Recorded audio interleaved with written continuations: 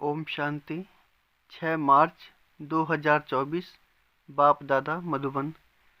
मीठे बच्चे, तुम्हारी अब वानप्रस्थ अवस्था है, क्योंकि तुम्हें वाणी से परे घर जाना है। इसलिए याद में रहकर पावन बनो। प्रश्न: ऊंची मंजिल पर पहुंचने के लिए किस बात की संभाल जरूर रखनी है? उत्तर: आँखों की संभाल करो। यही बहुत धोखेबाज है। क्रिमिनल आँखें बहुत नुकसान करती हैं। इसलिए जितना हो सके अपने को आत्मा समझ बाप को याद करो। भाई भाई की दृष्टि का अभ्यास करो। सवेरे सवेरे उठ एकांत में बैठ अपने आप से बातें करो। भगवान का हुक्म है, मीठे बच्चे, काम महाशत्रु है, खबरदार रहो। ओम शांति। मीठे मीठे रूहानी बच्चे, यह तो समझ गए हैं, क्योंकि यहाँ समझने वाले ही आ सकते हैं। यहाँ कोई मनुष्य नहीं पढ़ाते हैं, यह तो भगवान पढ़ाते हैं। भगवान की भी पहचान चाहिए। नाम कितना बड़ा है, भगवान, और फिर कहते हैं नाम रूप से न्यारा। अब है भी जैसे प्रैक्टिकल में न्यारा। इतनी छोटी बिंदी है, कहते भी हैं आत्मा स्टार है। जैसे वह सितारे छोटे तो नहीं है, यह आत्मा स्टार तो सच सच छोटी है। बाप भी बिंदी है। बाप तो सदा पवित्र है। उनकी महिमा भी है ज्ञान का सागर, शांति का सागर। इसमें मूझने की कोई बात नहीं। मुख्य बात है पावन बनने की। विकार पर ही झगड़ा होता है। पावन बनने के लिए पतित पावन को बुलाते हैं, तो जरूर पावन बनना पड़े ना। इसमें मूझना नहीं है। जो कुछ पास्ट हुआ, विघ्न आदि पड़े, नई बात नहीं है। अबलाओं पर अत्याचार होने हैं और सत्संगों में यह बातें नहीं होती हैं। कहीं भी हंगामा नहीं होता। यहाँ हंगामा खास इस बात पर ही होता है। बाप पावन बनाने आते हैं तो कितना हंगामा होता है। बाप बैठ पढ़ाते हैं। बाप कहते हैं मैं आता भी वानप्रस्थ अवस्था में हूँ। वानप्रस्थ अवस्था का कायदा भी यहाँ से ही शुरू होता है। तो वानप्रस्थ अवस्था वाले जरूर वानप्रस्थ में ही रहेंगे। वाणी से परे जाने के लिए बाप को पूरा याद कर पवित्र बनना है। पवित्र बनने का तरीका तो एक ही है, वापस जाना है तो पवित्र जरूर बनना है। जाना तो सबको है, दो चार को तो नहीं जाना है। सारी पति दुनिया को बदली होना है। इस ड्रामा का किसको भी पता नहीं है। सतयुग से कलयुग तक यह ड्रामा का चक्र है। बाप कहते हैं अपने को आत्मा समझ बाप को याद करना है और पावन भी जरूर बनना है। तभी तुम शांति धाम और सुख धाम में जा सकेंगे। गायन भी है, गति सदगति दाता एक ही है। सतयुग में बहुत थोड़े होते हैं और पवित्र होते हैं। कलयुग में है अनेक धर्म और अपवित्र हो पड़ते हैं। यह तो सहज बात है और बाप पहले से ही बता देते हैं। बाप तो जानते हैं कि हंगामा होगा जरूर। न जाने तो युक्तियाँ क्यों रचें कि चिट्ठी ले आओ कि हमको ज्ञान अमृत पीने जाना है। जानते हैं यह झगड़ा होने की भी ड्रामा में नूद है। आश्चर्यवत अच्छी तरह पहचान कर ज्ञान लेते, औरों को भी ज्ञान देते, फिर भी अहो माया उन्हों को तुम अपनी तरफ खींच लेती हो। यह सब ड्रामा में नूद है। इस भावी को कोई टाल नहीं सकता है। मनुष्य सिर्फ अक्षर कह देते हैं परंतु अर्थ नहीं समझते हैं। बच्चे, यह बहुत ऊंची पढ़ाई है। आंखें ऐसी धोखेबाज हैं, बात मत पूछो। तमो प्रधान दुनिया है। कॉलेजों में भी बहुत खराब हो पड़ते हैं। विलायत की तो बात नहीं पूछो। सतयुग में ऐसी बातें नहीं होती। वो लोग कह देते सतयुग को लाखों वर्ष हो गए हैं। बाप कहते हैं कल तुमको राज्य भाग्य देकर गए थे, सब कुछ गंवा दिया है। लौकिक में भी बाप कहते हैं इतनी तुमको मिल्कियत दी, सब गंवा दी। ऐसे भी बच्चे निकल पड़ते हैं जो धक से मिल्कियत को उड़ा देते हैं। बेहद का बाप भी कहते हैं मैं तुमको कितना धन देकर गया, कितना तुमको लायक विश्व का मालिक बनाया। अब ड्रामा अनुसार तुम्हारा क्या हाल हो गया है। तुम वही मेरे बच्चे हो ना, कितने तुम धनवान थे। यह है बेहद की बात जो तुम समझाते हो। एक कहानी है, रोज कहता था शेर आया शेर आया, परंतु शेर आता नहीं था। एक दिन सच सच शेर आ गया। तुम भी कहते हो मौत आया कि आया, तो कहते हैं यह रोज कहते हैं विनाश तो होता नहीं है। अब तुम जानते हो एक दिन विनाश होना जरूर है। उनकी फिर कहानी बना दी है। बेहद का बाप कहते हैं उन्हों का दोष नहीं है, कलप पहले भी हुआ था। 5000 वर्ष की बात है।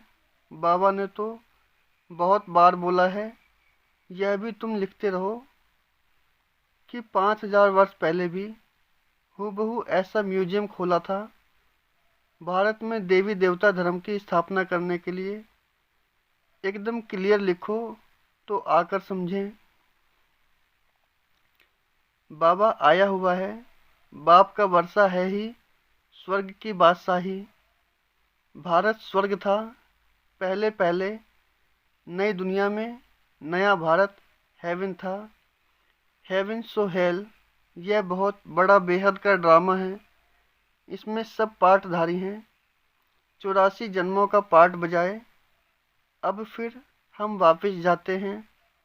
पहले हम मालिक थे, फिर कंगाल बने, अब फिर बाबा की मत पर चलकर मालिक बनते हैं। तुम जानते हो हम श्रीमत पर कलप कलप भारत को स्वर्ग बनाते हैं। पावन भी जरूर बनना है। पावन बनने के कारण अत्याचार होते हैं। बाबा बच्चों को समझाते तो बहुत हैं, फिर बाहर जाने से बेसमझ बन पड़ते हैं। आश्चर्यवत सुनंती कथंती ज्ञान देवंती अहो माया, वैसे का वैसा बन जाते हैं। और ही बदतर काम विकार में फंसे और फिर गिरे। शिव बाबा इस भारत को शिवालय बनाते हैं, तो बच्चों को भी पुरुषार्थ करना चाहिए। यह बेहद का बाबा बहुत मीठा बाबा है। अगर सबको पता पड़ जाए तो ढेर की ढेर आ जाएं। पढ़ाई चल न सके, पढ़ाई में तो एकांत चाहिए। सुबह को कितनी शांति रहती है। हम अपने को आत्मा समझ बाप को याद करते हैं। याद के सिवाय विक्रम विनाश कैसे होंगे, यही फुरना लगा हुआ है। अब पतित कंगाल बन पड़े हैं, फिर पावन सिरताज कैसे बने। बाप तो बिल्कुल सहज बात समझाते हैं। हंगामा तो होगा, डरने की कोई बात नहीं। बाप तो बिल्कुल साधारण है, ड्रेस आदि सब वही है, कुछ भी फर्क नहीं। सन्यासी तो फिर भी घर बार छोड़ गेरू कपनी पहन लेते हैं। इनकी तो वही पहरवाइश है, सिर्फ बाप ने प्रवेश किया और कोई फर्क नहीं। जैसे बाप बच्चों को प्यार से संभालते पालन पोषण करते हैं, वैसे यह भी करते हैं। कोई अहंकार की बात नहीं है, बिल्कुल साधारण चलते हैं। बाकी रहने के लिए मकान तो बनाना पड़े, वह भी साधारण। तुम्हें तो बेहद का बाप पढ़ाते हैं। बाप तो चुंबक है, कम है क्या। बच्चियां पवित्र बनती हैं तो बहुत सुख मिलता है। वह तो कह देते कोई शक्ति है, परंतु शक्ति किसको कहा जाता है वह भी समझते नहीं हैं। सर्वशक्तिमान बाप है, वह सबको ऐसा बनाते हैं, परंतु सब एक जैसे तो बन न सकें। फिर तो फीचर्स भी एक जैसे हो जाएं, पद भी एक हो जाए। यह तो ड्रामा बना हुआ है। 84 जन्मों में तुमको वही 84 फीचर्स मिलते हैं जो कल्प पहले मिले थे, वही फीचर्स मिलते रहेंगे। इसमें फ़र्क नहीं हो सकता है। कितने समझने और धारण करने की बातें हैं। विनाश तो जरूर होना है। विश्व में शांति अभी तो हो नहीं सकती। आपस में लड़ते रहते हैं। मौत तो सर पर खड़ा है। ड्रामा अनुसार एक आदि सनातन देवी देवता धर्म की स्थापना, बाकी धर्मों का विनाश होना है। एटॉमिक बॉम्ब्स भी बनाते रहते हैं। नेचुरल कैलेमिटीज भी होंगी। बड़े बड़े पत्थर गिरेंगे जो सब मकान आदि टूट पड़ेंगे। कितना भी मजबूत मकान बनावें, फाउंडेशन पक्का बनावें, परंतु रहना तो कुछ भी नहीं है। वह समझते हैं अर्थक्वेक में भी गिर न सकें, परंतु कहते हैं कितना भी करो, 100 मंजिल बनाओ, परंतु विनाश तो होना जरूर है। यह कुछ भी रहेंगे नहीं। तुम बच्चे यहाँ आए हो स्वर्ग का वर्षा पाने। विलायत में देखो क्या लगा पड़ा है। इसको रावण का पंप कहा जाता है। माया कहती है हम भी कम नहीं। वहाँ तो तुम्हारे हीरे जवाहरों के महल होते हैं, सोने की सब चीज़ें होंगी। वहाँ तो दूसरा तीसरा माड़ा मंजिल बनाने की ज़रूरत नहीं है।